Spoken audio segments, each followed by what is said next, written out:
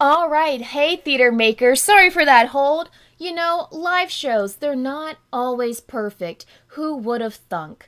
Anyways, welcome back to the show. I am Kiana Alexander, and I am so excited to tell you guys that we have a couple of updates. Number one, we are now on Coffee. That means that you, yes, you, can now give small donations to our organization. It is just me and one other person holding it down, making this show by ourselves. So, any support that you would love to send us, please do so on that platform. It's also really fun because there's a new blog called Key Thoughts, and that's going to be updated exclusively on Coffee. So be sure to be following Theater's Not Dead on Coffee. The link is in the description so that you can stay up to date even in between episodes. We are also doing merch.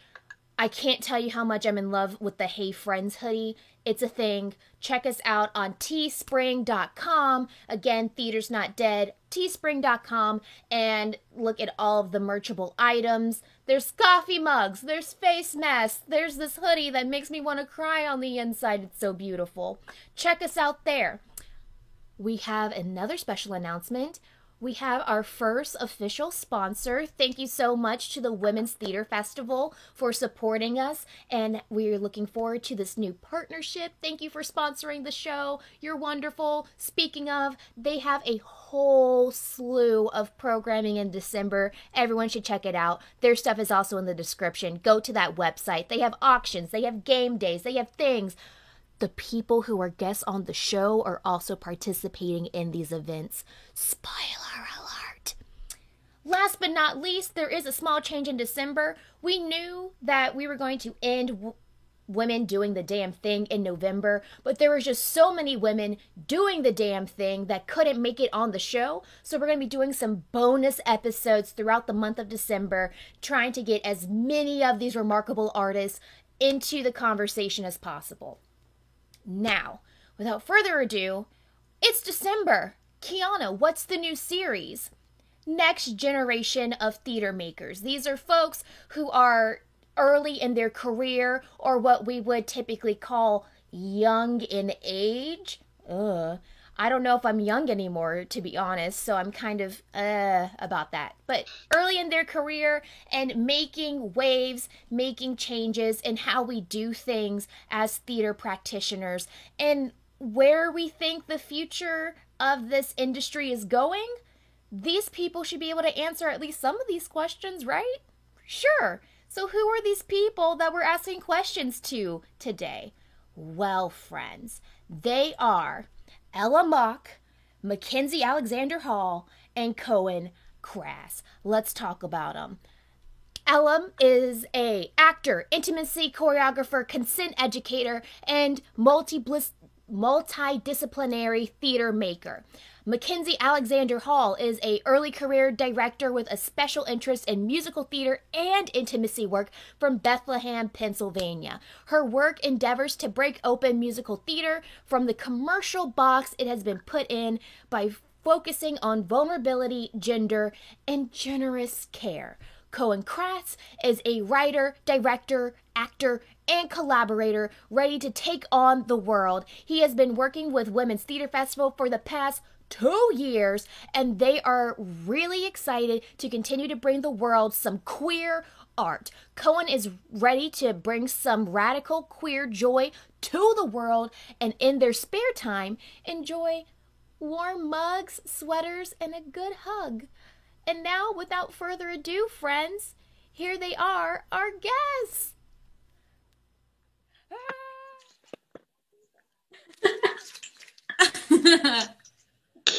You said my last name, and my last name is Kraus. Just so you know, that's all good.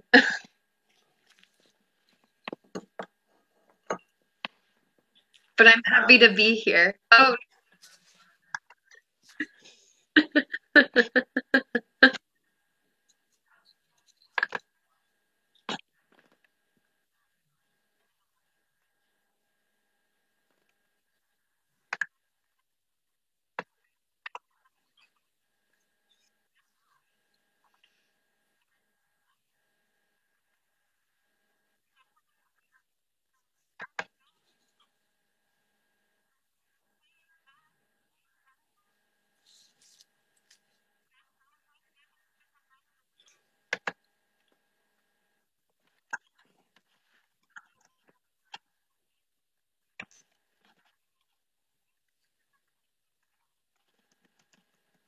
I'll start. I'm pretty much a cliche. Like I saw Phantom of the Opera when I was way too young. I was like 6, and it scared the crap out of me. And I like had nightmares for months. But then I was like, whoa, this story like made me feel a lot of things and really lasted with me. And so I got into theater as soon as I could and like did it all through school. And what did you do for schooling? So I'm actually a multi-time dropout, which is a fun fact about me. I could never find a program that really worked for me. I originally was going to major in psychology and become a counselor. And then I was like, oh, but I really like theater and I don't want to give that up. And then I tried pursuing a theater degree and I was like, oh, a lot of theater programs really suck and really want to put me in a box. So I recently just went back to school and I'm finishing up my BFA now in socially engaged arts with a sexuality studies concentration at Goddard. That sounds like the coolest focus ever in the history of theater programs. It's very fun. Cohen, theater. How'd you get started? Yeah, so I think like theater is definitely one of the things that I've like mostly only have known for most of my life. Um, my dad auditioned when I was 5 for the Loveland Stage Company's production of The Sound of Music. And I didn't get in. I wanted to be one of the kids. I wanted to be Gretel. But I was too brassy at this audition. But they were doing volunteers for kids to be the goats and the animals and the high and mill and the lonely goat herd.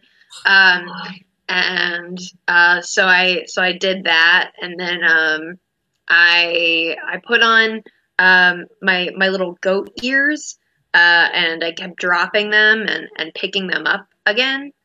And then all the audience thought that was pretty funny, and I haven't left the stage since. It's that instant gratification of hearing the audience laugh for you. Once For that sure, happens, you can't give up. for sure. I Yeah, also so 5, and that's when I started theater. Cohen, is there somewhere a video of this instance? I think so. I bet it exists like in some home videos, but like, yeah, I'm pretty sure there's a whole spectacle of, like I make the same face in my kid photos and like in all of them. It's very Leo of me. It's very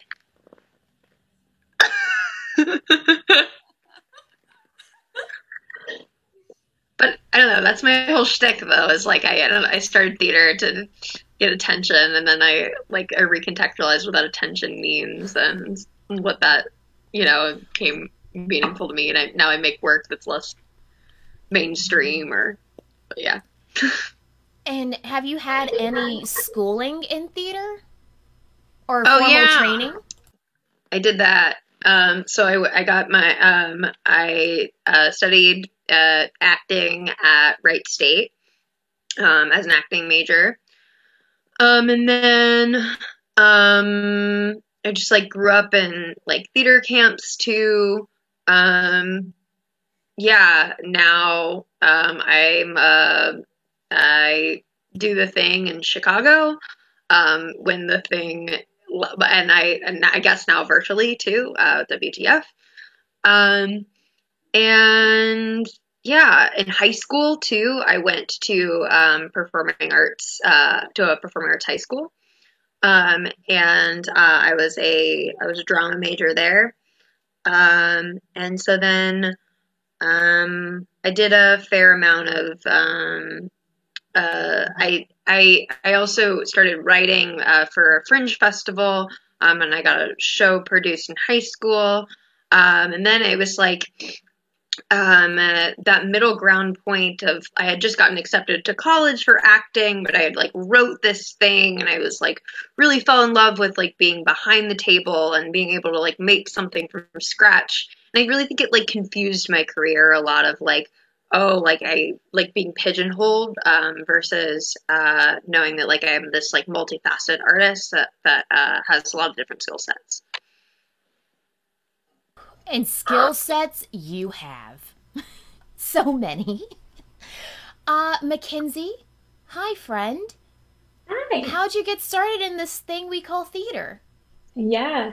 Mine was an accident entirely. So I tried sports when I was younger and was always injured or on the ground in any sport ever. And I had a friend who wanted to, in fifth grade, wanted to audition for one of the high schools nearby, had a kids' Christmas show. And she wanted to audition and wanted somebody to be there because it's scary to audition by yourself. And so we practiced Silent Night and we practiced singing all different like Christmas things. My monologue was Abraham Lincoln's Gettysburg Address because I didn't know what a monologue was. And my parents didn't know what a monologue was. So they went for a speech instead. I remember my dad helping me learn that.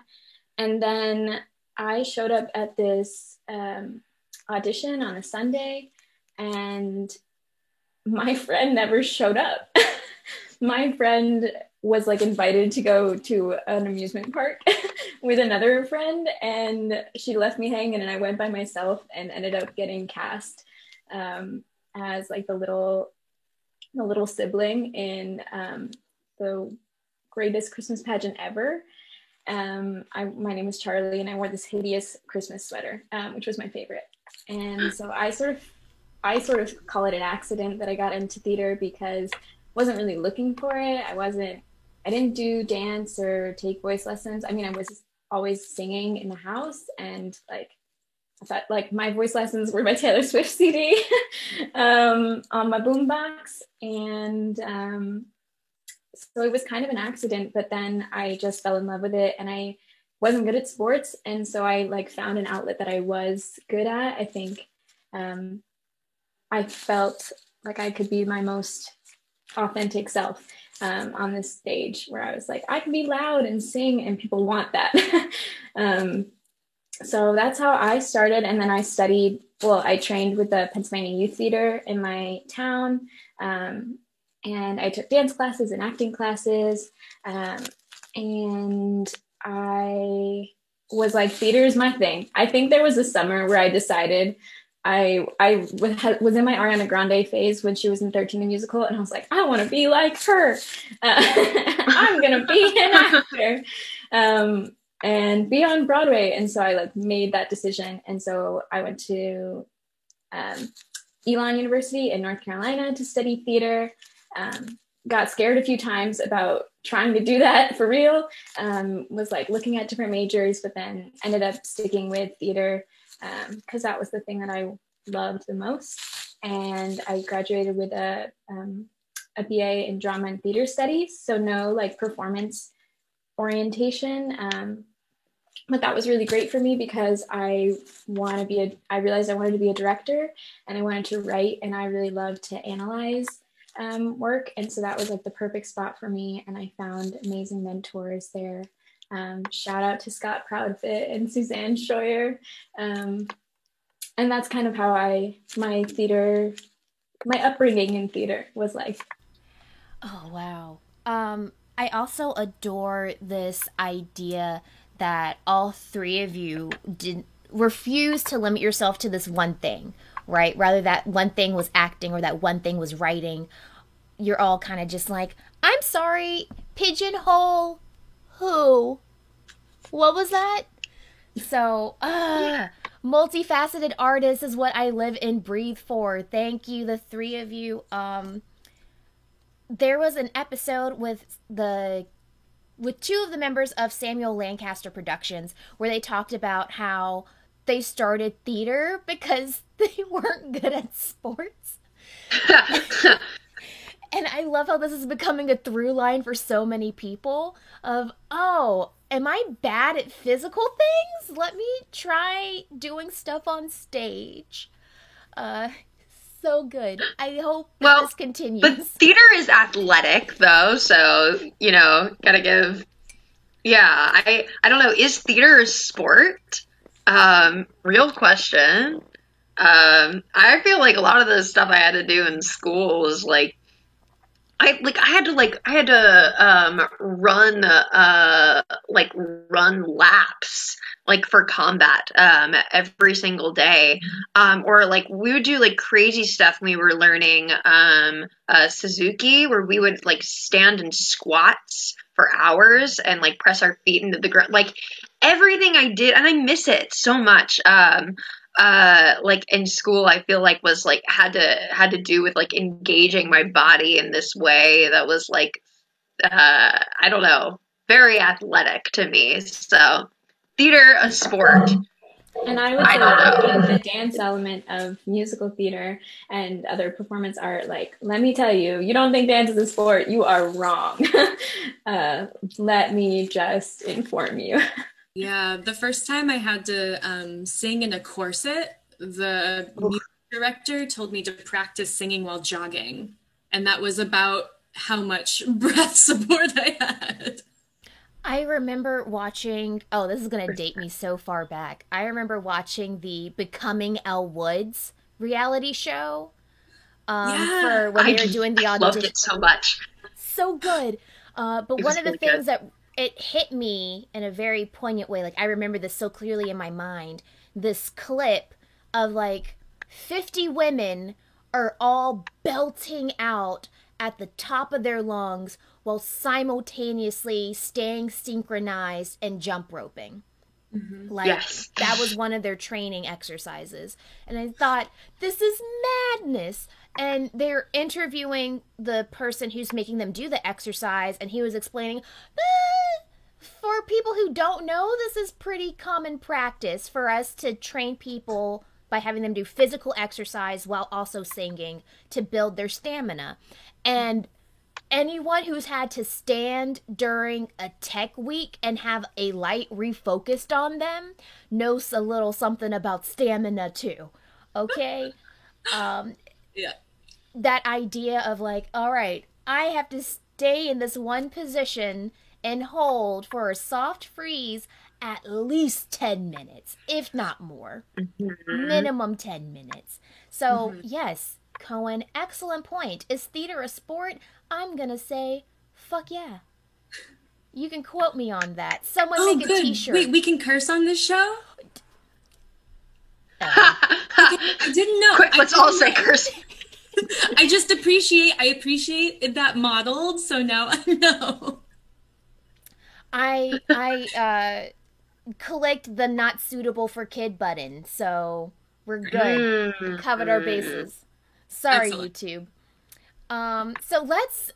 I just want to keep chatting with you guys, but here are some more serious questions for you. So, first things first, where do we think the state of like intimacy for theater currently stands? I know that there's been a huge increase, at least what I'm paying attention to, right, is that there's been an increase in people calling out for more intimacy training, for more institutes offering intimacy training. Do we think we're on the right track? Do we think, no, this isn't nearly enough? What's the. First off, someone explain to our audience, in case they don't know, what is theater intimacy, and then where do we think the state of this practice is? Oh, I should have pulled up like the incredible definition that's actually been built, but um I'll take a try. So when we're talking about theatrical intimacy or intimacy choreography, we're talking about um, coming in and choreographing or advising and or facilitating scenes of intimacy, which can be sexual or sensual acts. We're also talking about scenes of violence, potentially. There's a lot of overlap with like fight choreography in a way that like makes me happy and sad. That like a lot of, I think as a sex educator, I see a lot of like intimacy and violence like sort of put in the same spheres of education, and I'm like, ooh, what is that doing to our brains? Yeah, I mean that's basically it, is coming in and being like, here's how to make like intimacy tell a story. Some additional ideas that I love from theatrical intimacy education. They talk about using desexualized language in the rehearsal room, and making sure that your practice is a practice of consent. And so that the space is can be a safe space and a brave space. And those are some of the other ideas I wanted to throw in. Cohen, anything else to add? Yeah, I think it also has to do with having a background and knowledge of the communities in which you're working with and talking about when you're doing specific kind of work. There's, I think, consent language involved in that. I had the great pleasure of working with Elle, and I was able to learn a lot from them on how those two things are integrated, which is super cool. And I think it has a lot to do with staying informed too, and being able to call in and call out what you know and what you don't know as a body in space, as an actor, and separating that actor and character relationship. Yeah, I think that out of the industry, it's sort of similar to what I hear like therapists say, in that like, if I'm doing my job well, you don't need me here. And so I think that my ultimate goal as an intimacy choreographer, and what a lot of intimacy choreographers' ultimate goal is, to just instill widespread knowledge of like how to assert and maintain and respect boundaries, how to play dangerously safely, to steal some theatrical intimacy education words, and how to like practice some communal vulnerability and figure out how to trust in this space that is both a passion and a job. I love this idea of acknowledging how vulnerable artists have to be in order to make theater, because we, and I'm saying we because I too am a theater maker, right? We are constantly exposing some of the most touchy parts of us for our art. And that takes a lot of risk and a lot of trust. And historically, theater has proven to not always be the safest place to do that. So I think that this call to action of acknowledging you have to take care of your actors. You have to take care of all your collaborators, because what we do puts us, if not physically in danger, at the very least emotionally in danger for our mental health. And I feel uncomfortable when people are like, oh, we don't need an intimacy director. We don't need one of those. I as the sole director, am enough to lead this group in everything that it needs to do for the production. Do you, any of you, consider, as you're in the director position, that you need that second person there specifically for intimacy, just to separate the two roles? Or are people correct to think that they can do it all as the main director? I would love to answer my because as a director or as an aspiring director, I had that same question of can I be the intimacy choreographer and the director at the same time in the rehearsal room? And I posed that question to Chelsea Pace, who is from Theatrical Intimacy Education. And what I loved about the answer she gave was it will be very, very difficult because that means that whenever you are wearing the director hat, you are also wearing the intimacy choreographer hat, and all of the techniques and the role of the intimacy choreographer to create this space and to use desexualized language and to practice consent and boundaries and all of these things. You need to do those all the time. And not that you cannot do that, but that is something that you need to be hyper aware of. And I haven't faced that challenge in actuality quite yet, but I am very aware of it. And I'm curious to see what everybody else thinks about that. Can you wear those two hats at the same time? And if your answer is no, that's okay. Well, I think you've done more directing than I have. Sorry. Go ahead, Keith. No, I was going to call on you to say words, so it worked out really well. So the question is the effectiveness of trying to do both at the same time. It's difficult. I've been I don't know. The thing is like I've learned so much just from doing, and I've taken like an intimacy workshop, and I think that the work in Chicago is like I've seen more intimacy directors like when I had walked into spaces, and like the work is happening. So I mean, like, yeah, I don't know.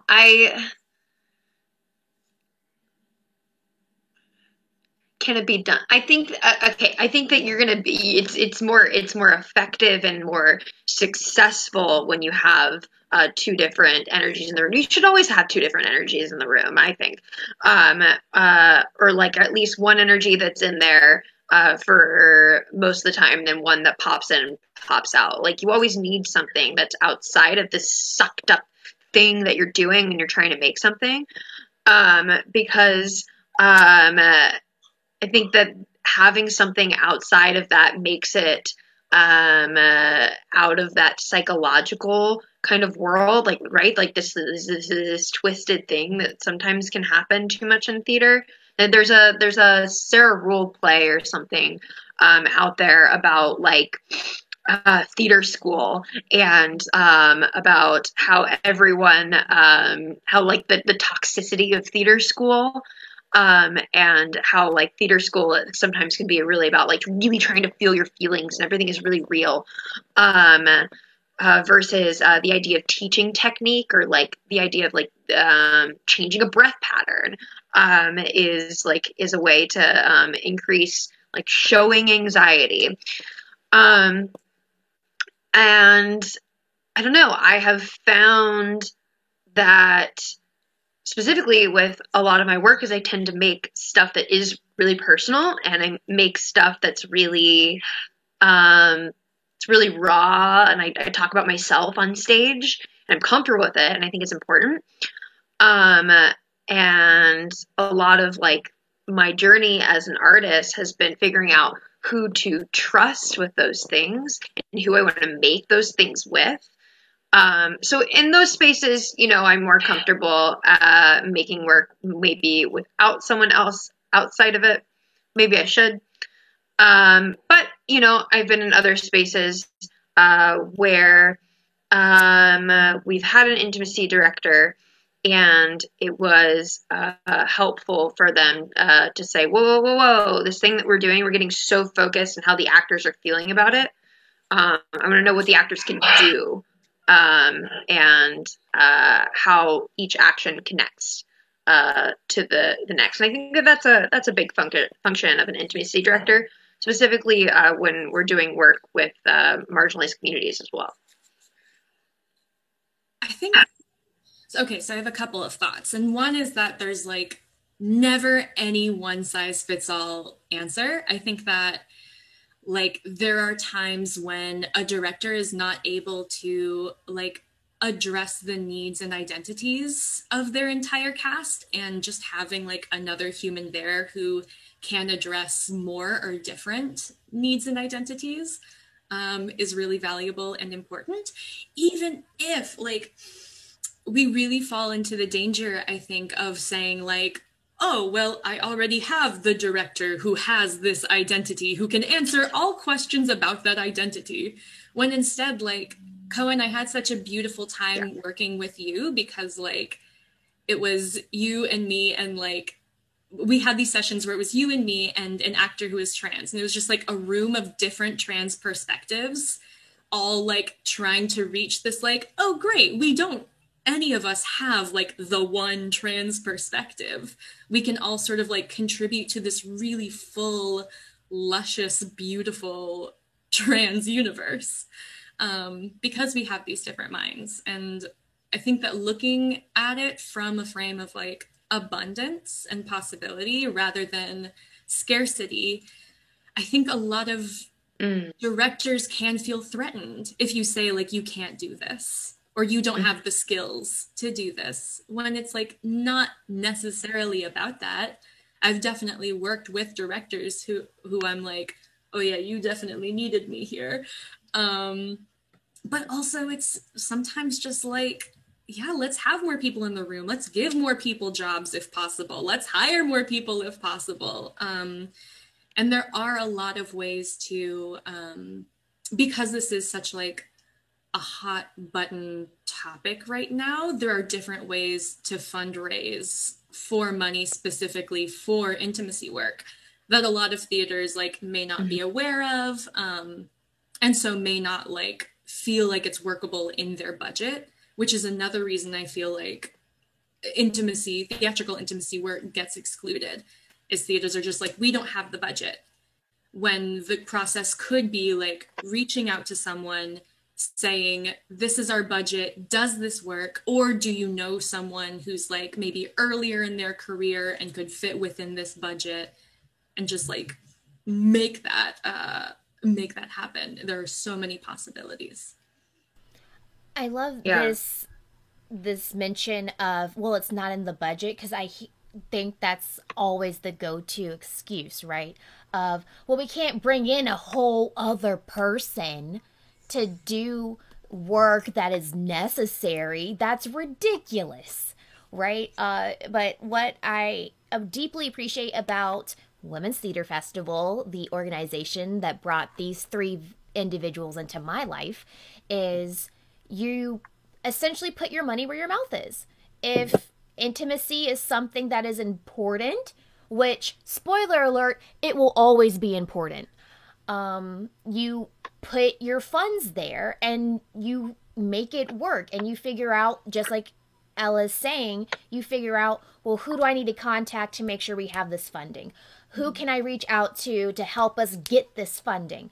Like, this concept that a intimacy choreographer is just going to fall in your lap and do the work for free because it's the right thing to do doesn't exist. Right? We should be paying our artists for their work, and intimacy choreography, as someone who has no training in it and has a very minimum understanding of all of its practices, oh, I'm about to give y'all all the money because I know I can't do it. So I just want to acknowledge that excuse of our 60-year-old theater just doesn't have the budget to bring in a new position. Well, this position should have existed the whole time. And two, you need it, now especially more than ever. Which kind of brings me to my next question, now that I'm getting off my soapbox. Where do we think how do we think intimacy practices are evolving to fit the virtual theater medium?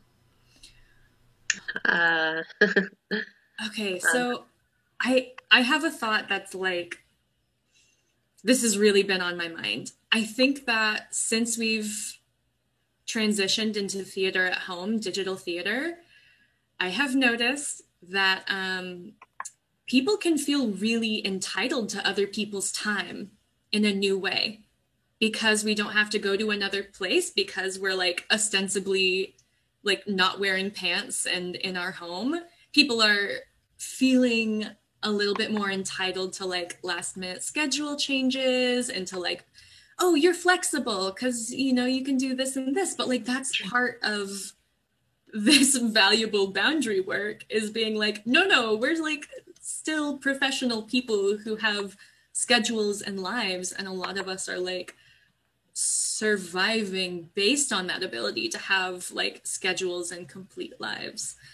And so I guess that's the thing that has like really been at the forefront of my mind and in thinking about how boundary practice takes place, because we're not existing together in a physical world. It's a lot less about like the where and more about like the how. Does that make sense? Yes. Yeah. Yes. I think that you mentioned space. I found that that seems to be a big thing in theatrical intimacy at home. It's what parts of my space am I comfortable using, and how much of it am I willing to give you? Like it is like this thing that's like my space. There's not neutral ground anymore. The neutral ground itself is the Zoom room. And that has to be established, which is like this funky thing because it's in between us feeling like being able to feel like we can just like be comfortable, and like versus us being able to be ready to perform too. And the act of being ready to perform, I feel like is a big miscommunication and difference and language that we don't have and that we're currently developing of what it means to be ready to perform over a camera right now. So I think that there's a lot to learn in that sense. And I think that there is also a lot to learn in, or at least I've learned that theatrical intimacy now is about what parts of myself do I feel comfortable exposing now that I'm in my own space, and what parts of myself am I comfortable being intimate with, I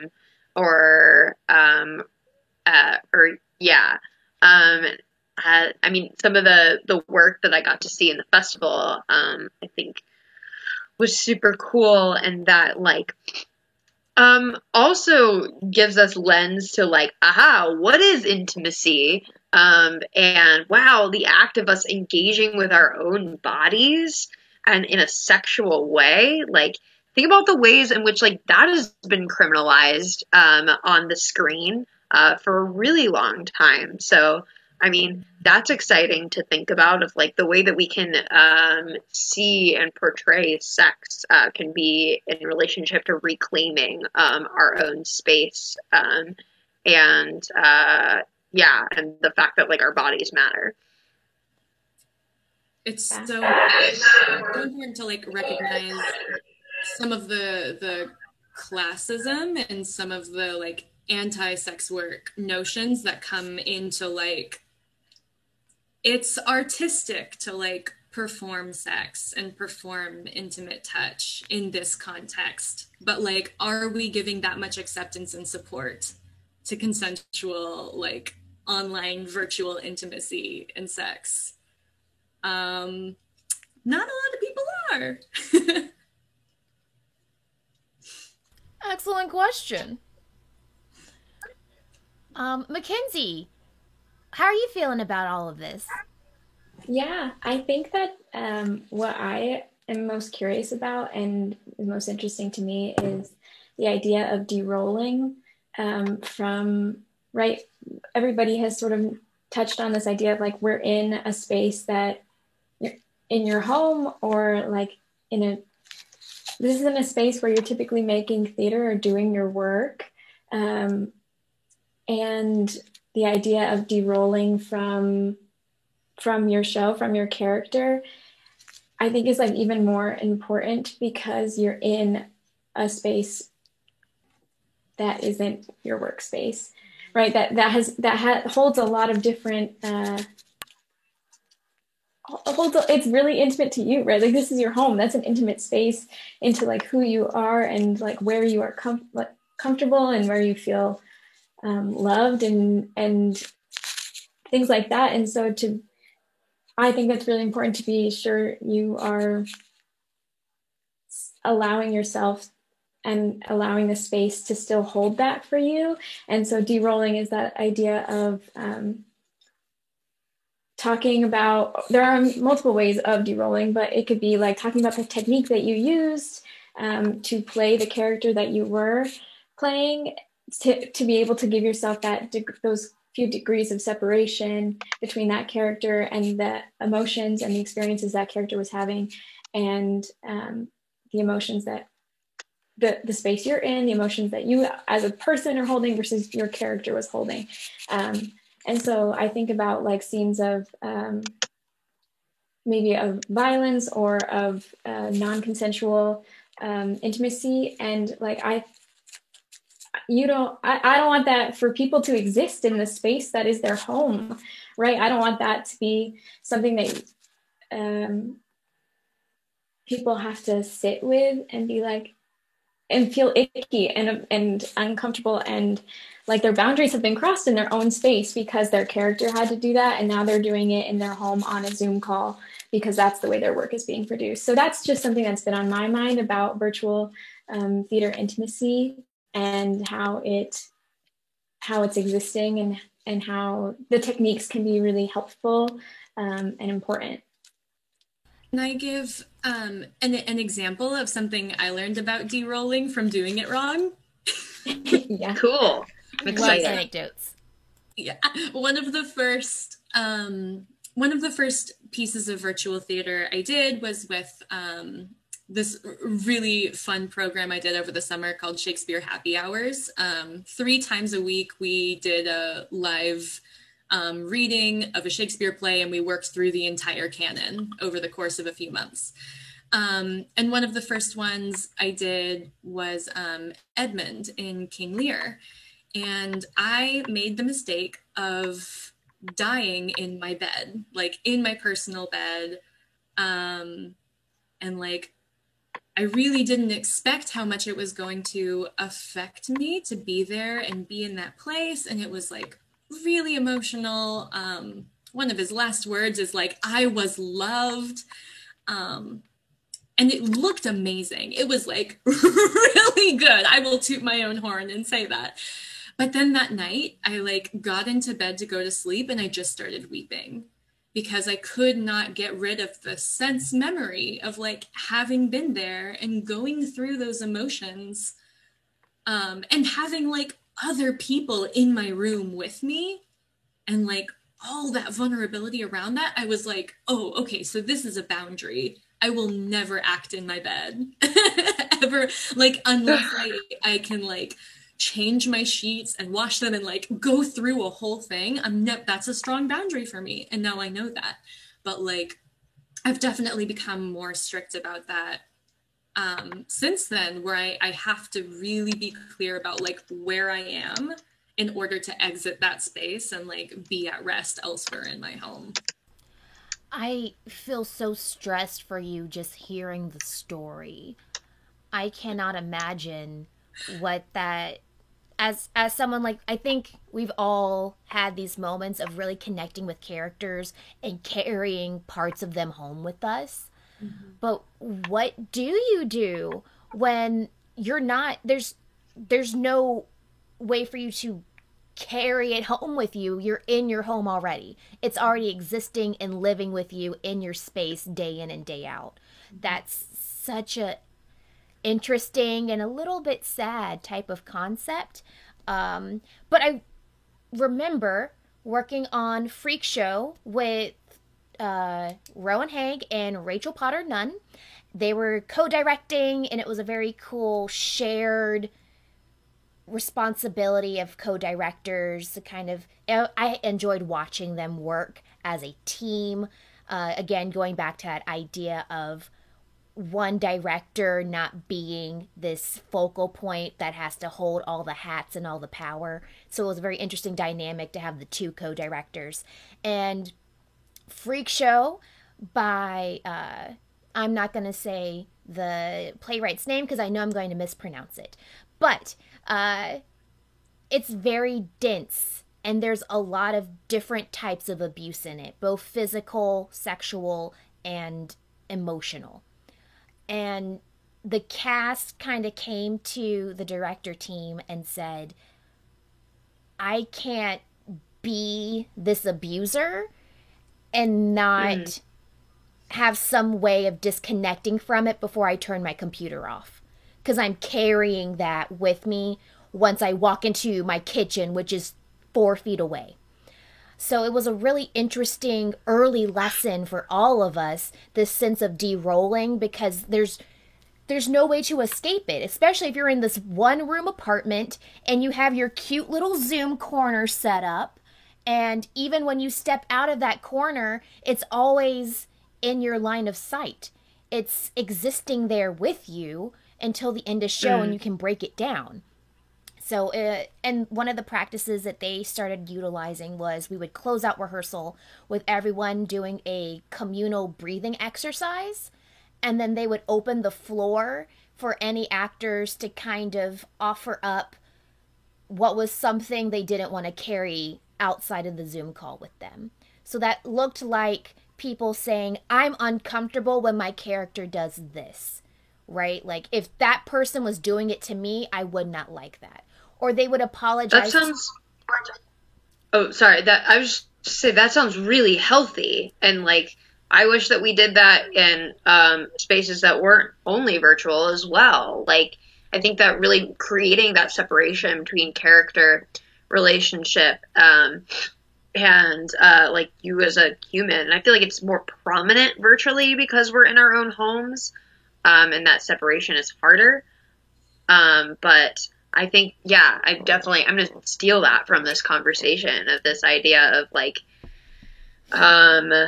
ending each rehearsal, with the idea that, there is something that the character is experiencing that is, or maybe even like a gift or something that you've like taken from the character.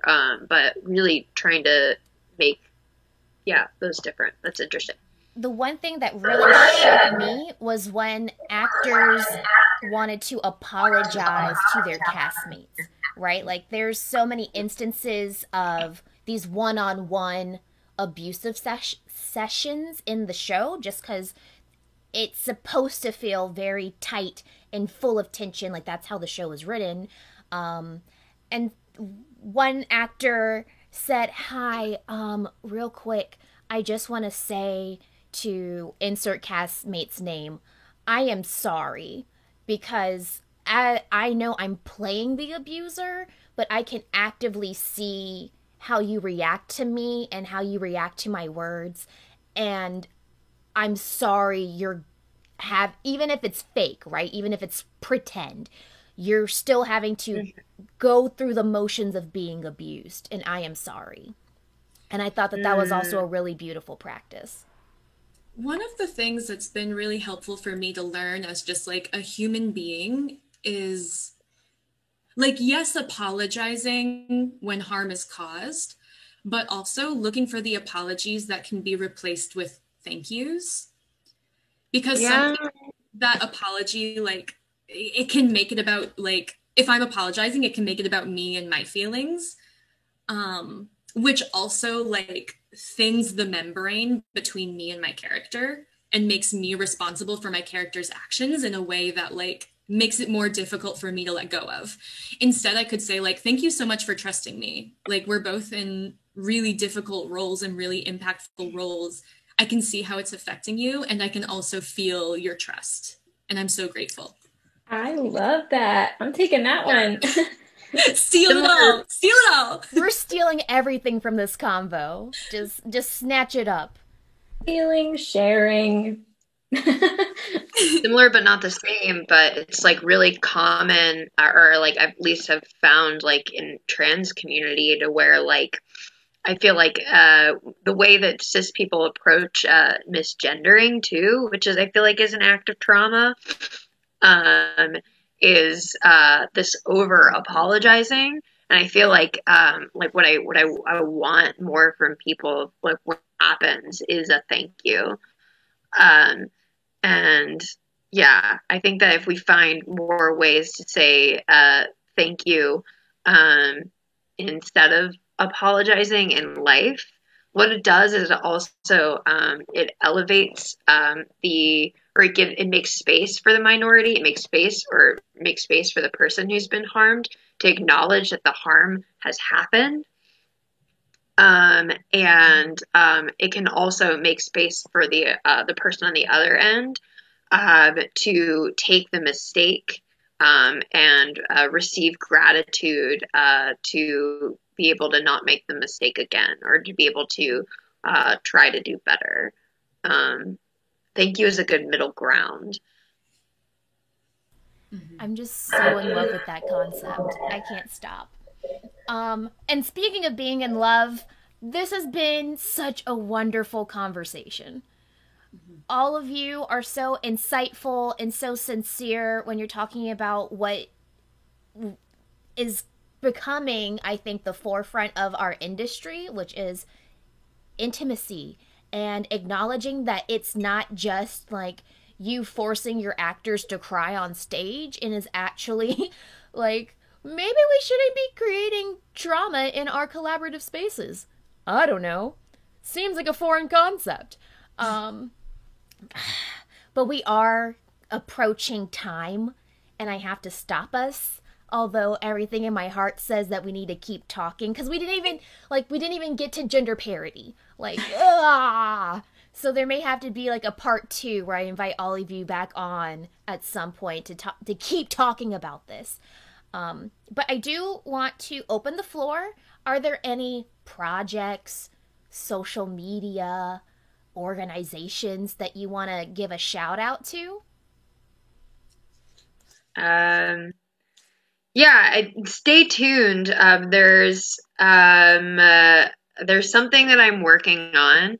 I am writing a piece right now, trying to get to the bottom of the question of what makes a man, and why are men afraid of their feelings. So if you are a masculine identified person, and you would like to talk to me about your feelings, or any of these questions, go ahead and reach out to me on at Malco and Kraus on Facebook. Send me a little message, or give me an email. And I'd love to talk to you about your feelings, and I want to know why you feel them. I don't even identify as masculine, but I want to talk to you about my feelings.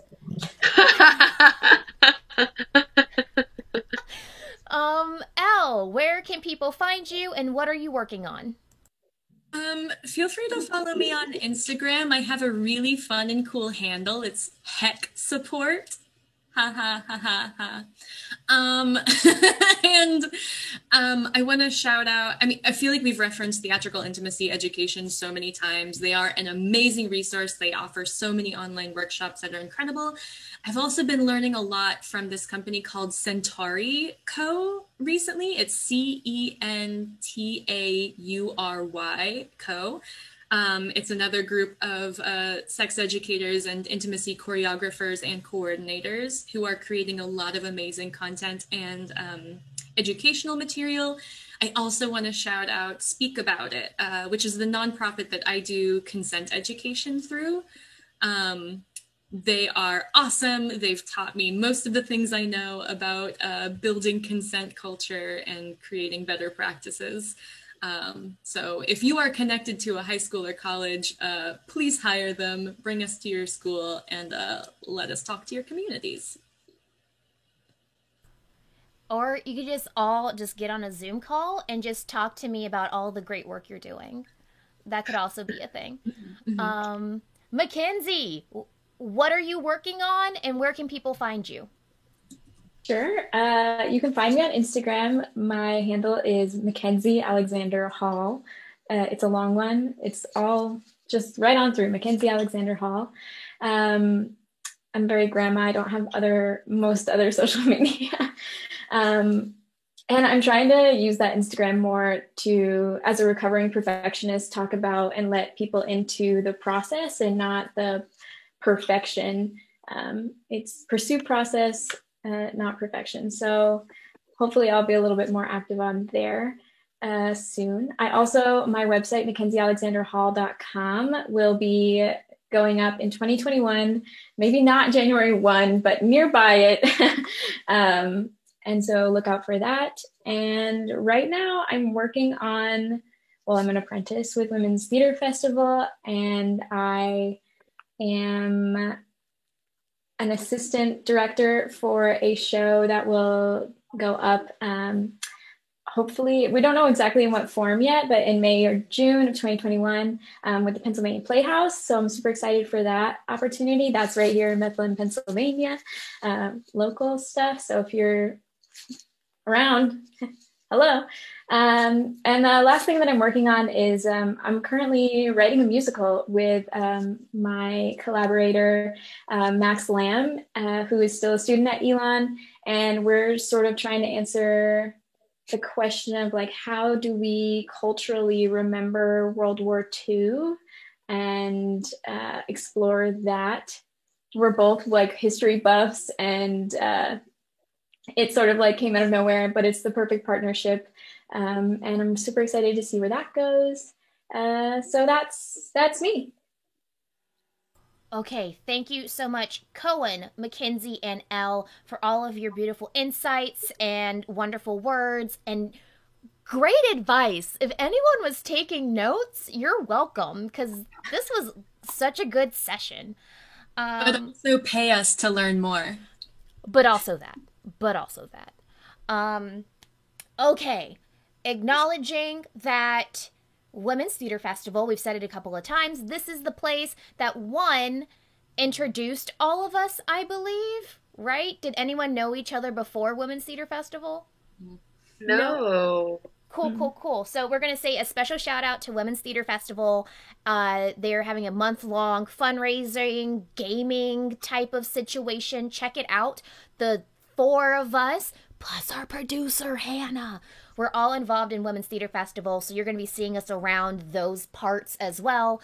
They also sponsor this show, so they help us make this conversation happen. So if you want more programming like this, support us at Ko-fi. You can find us Ko-fi/Not Dead with Kiana. You can also find us on Instagram at that same handle, Not Dead with Kiana. I'm Kiana. So follow us on the social media. Maybe buy us a coffee if you are so inclined. December's a tight month for people, but that also means it's a tight month for artists as well. Social media is a thing. Our guests are wonderful. I guess that's all I had to... Oh, we have t-shirts and hoodies and mugs and face masks. Buy them at Teespring. Follow us on Facebook. I feel like I am watching Hannah over my shoulder like, Key, you forgot a thing. But I honestly can't remember what else to mention. So, we're wrapping it up. This has been Kiana Alexander reminding everybody, y'all, theater ain't dead. Have a good one.